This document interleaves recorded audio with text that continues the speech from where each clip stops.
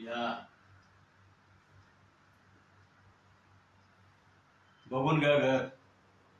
आता याच घरात राहायचंय तुम्हाला. घर माझ्यासारखंच. नंतर तक्रार जमणार नाही. हा?